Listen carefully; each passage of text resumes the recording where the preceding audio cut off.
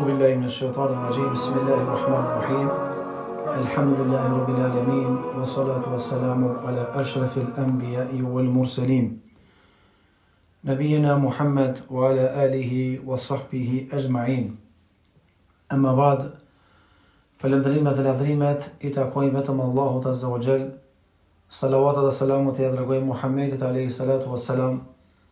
Paqja dhe mëshira Allahu qoftë mbi të, familjen e tij, shokët e tij sinqert besnik dhe mbi të gjithë ata që e pasojnë deri ditën e gjykimit. Të nderuar agjërues dhe agjëruese. Ja ku erdhi edhe fundi I kësaj maratone. Fundi I muajit të bekuar të Ramazanit. Po sa përfunduam edhe iftarin e fundit të këtij muaji. Me të mirë shpresë që Allahu të na ketë pranuar dhe të na mësojë që nesër ta shijojmë ditën e Fitr Bajramit. Jemi në emrin e fundit për këtë Ramazan.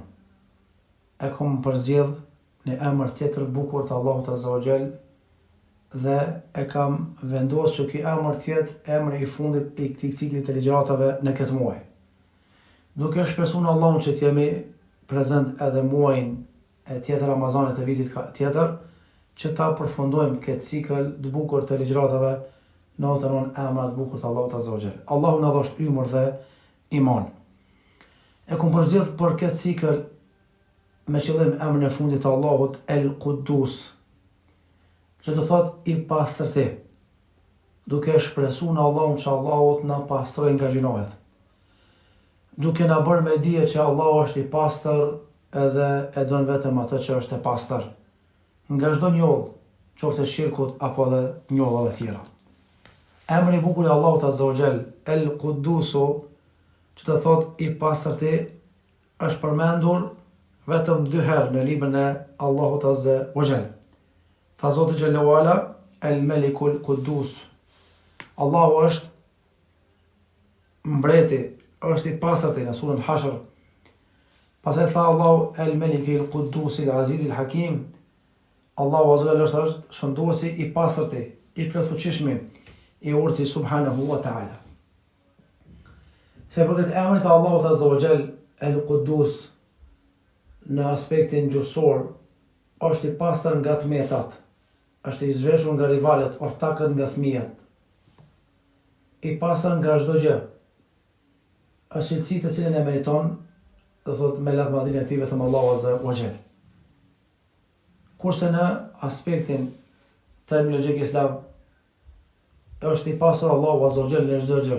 Vetëm atij I bëjmë tasbih, vetëm atë e lavdërojmë, vetëm atë e pastrojmë nga ajo që janë veshën I udhëtar dhe I bën shirk. Për të arsye Allahu tha në surën Bakara ayat 30, në gjuhën e njerëzve apo e krijesave të mira, melekët e Allahut Azza wa Jall. Kur Allahu I lajmëroi se po e krijojnë një mëkëmbës në tokë, melekët I thanë Allahut: "Wa nahnu nusabbihu bihamdika wa nuqaddisu lak." Qala inni a'lamu ma la ta'lamun. Ndërkohë që ne të madhrojmë o Zot tyje, të lavdërojmë dhe të lartësojmë ashtu siç takon ty. Allahu tha: "Unë di atë që do thotë ju nuk e dini dhe e krijoi Allahu krijesën njeri." Allahu Azza wa Jall është I pastër nga çdo emet, çdo mangësi që janë veshën jo besimtarët, qoftë ortak, qoftë fëmijë, qoftë bashorte, madje edhe nga ato cilësi të mangëta që janë veshën disa fraksione brenda Islamit, Allahu Azza wa Jall. Allahu e ka përshkruar vetë në Kur'an, edhe që ashtu na e besojmë, edhe njësojmë, ashtu edhe se e ka përshkruar dhe vetë I dërguari I tij Muhamedi alayhis salam. Allahu të përkasin cilësitë e përkryera, me të cilat aja ka përshkruar vetën e tij, siç ka thënë Allahu për veten e tij: "Laysa kamithlihi shay'un wa huwa as-sami'ul basir." Allahu nuk I ngjason asgjë. Ai dëgjon të gjitha dhe I sheh të gjitha. Allahu Azza wa Jall, siç është I pastër nga mangësitë në emrat dhe cilësitë e tij, është I pastër edhe nga mangësitë në fjalët dhe veprat e tij. Pasi në çdo gjë Allahu është I përkryer, në fjalë, në vepra, Allahu nuk gabon kurrë, nuk haron, nuk ngutet. Allahu nuk ka mangësi, çysh kanë krijesat e tij subhanahu wa taala. Pejgamberi alayhis salam e thoshte shpesh këtë emër të Allahut në ruku dhe sejdë.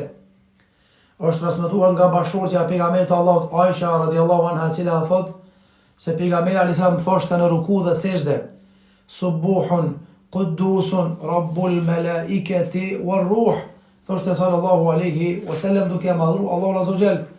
O Zoti i lavdruar, i pastër, të bëjmë tesbih dhe të pastrojmë çdo met. Ti je Zot i melekëve dhe Zot i Xhibrilit.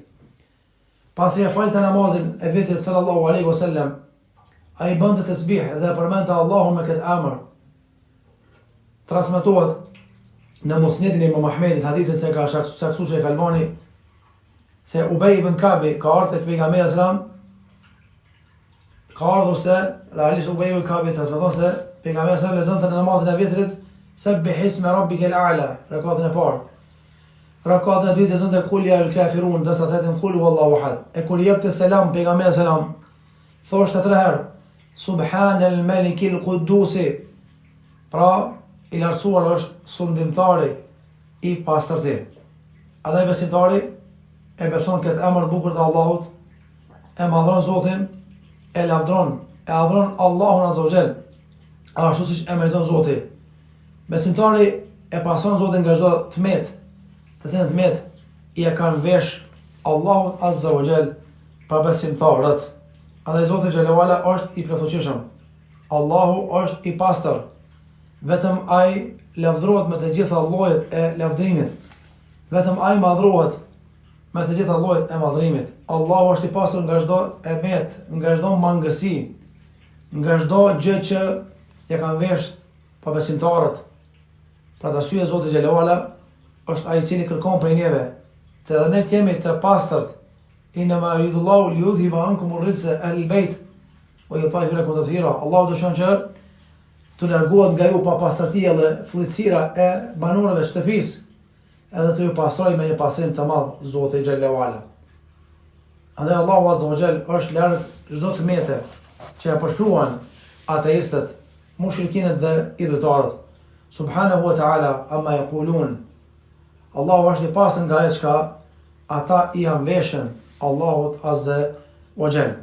Zoti xhallahu ala është i lartëmadhruar, është i pastër, andaj muslimani obligohet që ta pastrojë veten e tij nga çdo gjë që e njollos besimin e tij, qoftë shirku, padrejtësia, qoftë xhelozia, dyshimet, dunjaja, edhe gjëra të cilat e njollosin këtë zemër të pastër, të cilën zemër e ka kriju ai i cili është El Quddus, i pastërti subhanahu wa ta'ala.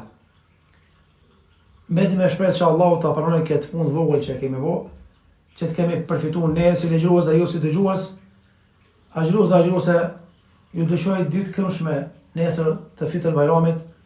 Elus Allahun të kanoni bukur dhe këndshëm nëpër familjet e juaja, të gëzuar dhe të lumtur. Elus Allahun që të jemi për atyre që tha Abdullah ibn Mas'udi, men hadha al-maqbulu fanuhanni wa man hadha al-mahrum fanu'azzi. Kush është ai i cili ju ka pranuar ta përgëzojmë, ai i cili nuk ju ka pranuar ta ngushtojmë. Allah na dhash të mos besim, na ruaj nga çdo e keqe, deri në Ramazan në arshëm, në ciklet arshëm të ligjatave. Ai e di më së miri, alhamdulillahi rabbil alamin.